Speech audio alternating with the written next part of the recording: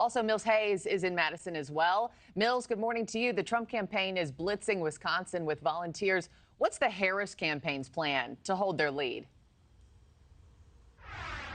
Well, good morning to you, Markie. We have heard from the Wisconsin Democratic Party and the Harris-Walz campaign. They tell us that there are 48 field offices across more than half of the counties here in Wisconsin. And I'm in Dane County. This is Madison, where the University of Wisconsin is located. It does typically lean blue, like Alex was saying, but this is an area that they now have 3 field offices. They are going all in, trying to get these votes. And this is a big deal because this is a crucial state where in the 4 of the last 6 presidential races, they've come down to less than 1 percentage point. The Harris-Walz campaign has over 170 staffers on the ground and then an additional 80 from the Wisconsin Democratic Party. 42,000 people have volunteered in Wisconsin since Kamala Harris took over as the top of the ticket. And the Wisconsin Democratic Party chair tells me that Republicans just do not have an operation that matches. For Democrats, they say that the social media war is one of the most critical fronts.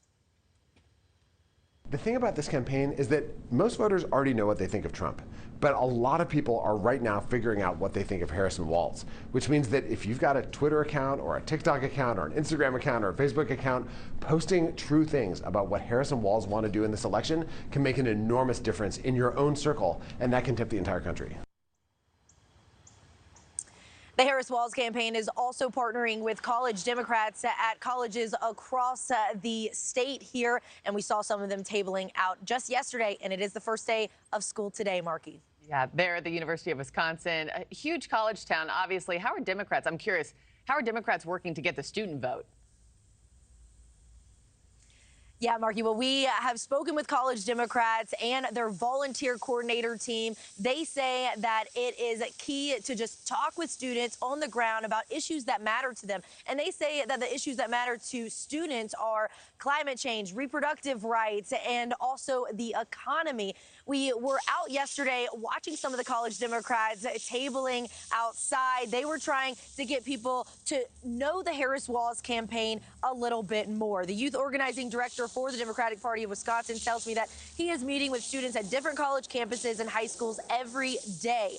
We were also on campus when we saw a group called the Wisco Project handing out stickers and even condoms saying protect yourself from Republicans. This group is trying to get as many students registered to vote as possible. They're using Gen Z social media memes to try and get them out to vote. Only about 2/3 of Americans voted in the last presidential election, so getting more people out to vote could be the deciding factor. And Wisconsin was decided by 20,000 votes in 2020, and there are nearly 50,000 college students here on Madison's campus.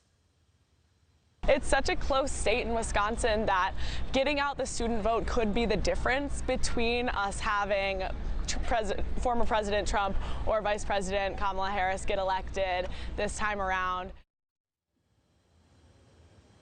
They will also be at the Madison Area Technical College, and that is where they will have the first college Democrats group actually there. So the Harris-Walz campaign says they're very excited about them expanding to other colleges and campuses.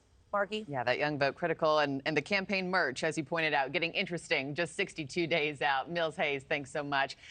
Thanks for watching, everybody. Go to joinnn.com to find NewsNation on your television provider. Also, don't forget to click that red subscribe button below to get more of NewsNation's fact-driven, unbiased coverage.